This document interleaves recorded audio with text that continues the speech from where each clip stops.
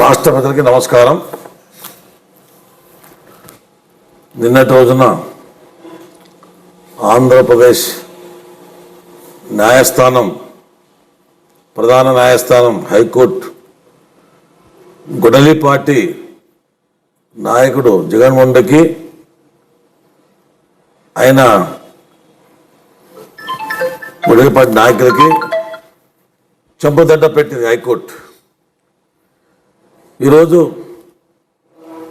మన రాష్ట్ర ముఖ్యమంత్రి వర్యులు నారా చంద్రబాబు ఆశీస్సులతో మన విద్యాశాఖ మంత్రి వర్యులు నారా లోకేష్ గారు ఎంతో కష్టపడి ఆ రోజు ఎలక్షన్ ముందు మేము అధికారంకి వస్తే త్వరలో కొత్త సంఘం పెట్టి మెగా డిఎస్ పోస్టులో భర్తీ చేశామని హామీ ఇచ్చారు. అదే ప్రకారం అదే మాట ప్రకారం ఈ రాష్ట్రంలో కాదు, దేశంలో ఎక్కడ లేని విధంగా మెగా డిఎస్ కింద 16,347 పోస్టులు భర్తీ చేసిన ఘనత మన రాష్ట్ర ప్రభుత్వానికి, కుటుంబ ప్రభుత్వం దక్కిందని ఇది మనవి చేసుకుంటాం. ఈ జగన్మోహన్ రెడ్డి గారు 5 ఏళ్ళు ఒక టీచర్ పోస్ట్ ఇవ్వలేదు, ఒక మెగా డిఎస్ఎఫ్ ఇవ్వలేదు. 5 ఏళ్ళలో మేము అధికారంకి వచ్చినాక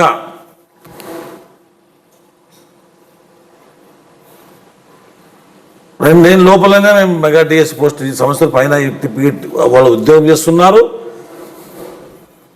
మెగా డిఎస్ సెలెక్ట్ అయిన టీచర్లు ఉద్యోగం చేస్తున్నారు. సంవత్సరం వస్తుంది. తల్లి తండ్రి అన్నతమ్మ చాలా హ్యాపీగా ఉన్నారు.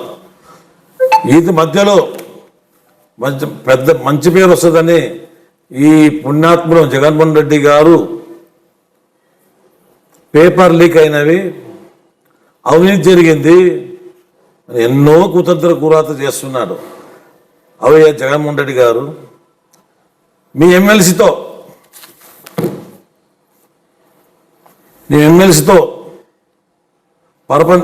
పరతపనేని చంద్రశేఖర్ రెడ్డితో, నెల్లూరు ఎమ్మెల్సీతో హైకోర్టులో రిట్ చేయించారు. అవినీతి జరిగింది, పేపర్ లీక్ అయిందని చేయించావు.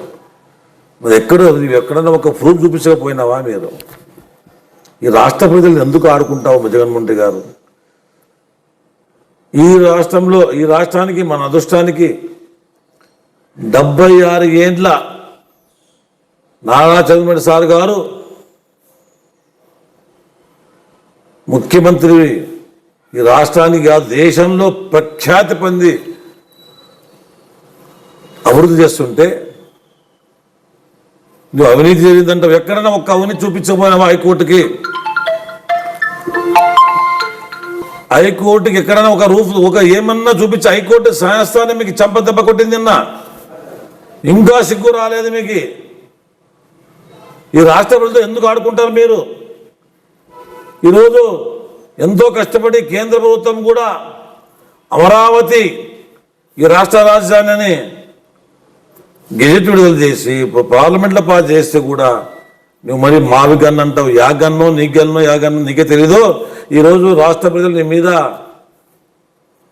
ఎంత బాధపడతారు. ఎందుకంటే మావి గన్ను అంటే రాష్ట్రానికి నేను వస్తే అది అమరావతి మార్చా, నేను అమరావతికి ఈ రాష్ట్రానికి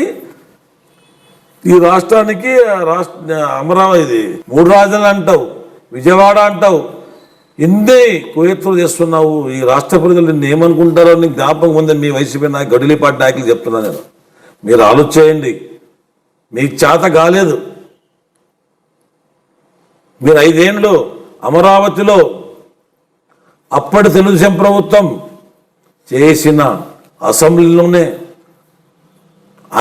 ఆయన చంద్రబాబు సార్ చేసిన బిల్డింగ్లోనే కాపురం చేశారు 5 ఏళ్ళు. మీరు 5 ఏళ్ళు ఎక్కడన్నా ఒక ఇటుక పెట్టారా? ఒక పెయింట్ కొట్టారా మీరు ఎక్కడన్నా 5 ఏళ్ళు రాజధానిలో? లేదు. రాజధానిని లేకుండా చేయాలని ఎంతో కష్టపడ్డావు. అది దేవతల రాజధాని. దేవతల ఆశీస్సులతో ఆ రోజు ప్రతి గ్రామంలో నీళ్లు మట్టితో సహా మంత్రాబదులతో ఆ రోజు మన భారత ప్రధాని నరేంద్ర మోడీతో శంకుస్థాపన చేసిన రాజధానిని మీరు సర్వనాశనం చేసేకపోయాము. నువ్వు ఎక్కడన్నా ఏమన్నా ఒక ఇటుకన కదిలించావా? లేదు. ఇప్పుడు సైలెంట్గా ఉండు, నీకు ప్రజలు మద్దతుని ఇస్తారు. ఈరోజు ఎందుకు ఆడుకుంటావు దాన్ని? ప్రజలు అన్నీ ఆలోచిస్తున్నారు. నీవు చేసే అరాచకాలు, నీ చేసే మోసాలు, నీ చేసే కుతంత్రాలు ఇన్ని చేస్తున్నావు ప్రతిరోజు నువ్వు. ఇప్పుడు మీ ఎదురుగే హైకోర్టులో మీరే హైకోర్టుకు పోయినారు, మీ ఎమ్మెల్సీ హైకోర్టుకి పెట్టారు. 16,300 మంది టీచర్స్, అన్నదమ్ములు, తల్లిదండ్రులు వాళ్ళు ఎంతో హ్యాపీగా ఉన్నారు. మాకు ఎప్పుడు లేని ఇప్పుడు చాలా రోజుల నుంచి మాకు టీచర్ పోస్ట్ కల్పన చేయలేదు. ఈరోజు మేము హ్యాపీగా ఉన్నాను. మా సారు చంద్రబాబు సార్ గారు, ఐటీ మంత్రి లోకేష్ సార్ గారు ఆయన మాట నిలబెట్టుకుంటారు. ఎంత హ్యాపీగా ఉంటే మీరు ఈరోజు హైకోర్టుకి ఎట్లా పోయి ఉంటారు మీరే అర్థం చేసుకోవాలి. హైకోర్టుకు పోయి నిలబట్టి అవినీతి జరిగింది అంటావు, డబ్బులు పుట్టావంటావు, పేపర్ లీక్ అంటావు. ఎక్కడైనా ఒక్కరు చూపించావా? లేదు. రాబోయే రోజుల్లో నీ గొడ్డల పార్టీకి ప్రజలు రెడీగా ఉన్నారు, బుద్ధి చెప్పక రెడీగా ఉన్నారు. అనుకున్నావా నీవు మళ్ళీ నేను వస్తా, మళ్ళీ నేను వచ్చి రాజధాని రద్దు చేస్తా, అది చేస్తాను. ఎక్కడ ఏమి నీ చేత కాదు. ఇంకా అయిపోయింది, కథ అయిపోయింది. అవకాశం ఒకసారి ఒక అవకాశం ఇచ్చారు ప్రజలు. నీతివంతమైన పరిపాలన చూసి సంతోషంగా ఉన్నారు. ఈ రాష్ట్రంలో మళ్ళీ చంద్రబాబు రావాలి, ఈ రాష్ట్రానికి మంచి జరుగుతుంది. ఈరోజు ఈ రాష్ట్రానికి ఎన్నో పెట్టుబడులు వస్తున్నవి, ఇండస్ట్రీలు వస్తున్నవి. ఇది ఆ రోజు ఒక్క పెట్టుబడి తీసుకురాలేదు, ఉన్నవి వేరే రాష్ట్రానికి పంపించావు నువ్వు. ఎంత కష్టపడి తండ్రి కొడుకులు ఈ రాష్ట్రం కోసం, మన కోసం, మన పిల్లల కోసం, మన పిల్లల భవిష్యత్తుకు కష్టపడుతుంటే నువ్వు ఏమేమో మావిగన్ను అంటావు, ఏమంటే పోటు పోతావు, అన్నీ పోతావు. ప్రజలు నిన్ను నమ్మ పరిస్థితి లేదు. ప్రజలు అందరూ ఆలోచించుకుంటున్నారు. రాబోయే రోజుల్లో ఖచ్చితంగా మరీ 2029లో నేను వస్తామని నువ్వు అనుకున్నావేమో, సాధ్యం కాదు. ప్రజలు ఆల్రెడీ డిసైడ్ అయిపోయినారు. వైసీపీ నాయకులకి, గొడ్డలి పార్టీ నాయకులకి నేను చెప్పేది ఒకటే, ఇట్లా కుతంత్రకు రాజకీయం చేయొద్దండి. మీ భవిష్యత్ ప్రజలు అంతా ఆలోచిస్తున్నారు. మీరు ఇట్లా చేసకపోతే మీకు రాబోయే రోజులు 151 5 తీసేశారు, 11లో 1 కూడా తీసేస్తారు. నెక్స్ట్ రెడీగా ఉండని కోరుకుంటూ ఈ అవకాశం ఇచ్చిన రాష్ట్ర ప్రజలకు నమస్కారం. నా పేరు మానవి దేవేంద్రప్ప, రాష్ట్ర తెలుగుదేశం పార్టీ కార్యనిర్వాహక కార్యదర్శి, ఆంధ్రప్రదేశ్. అందరూ నమస్కారం.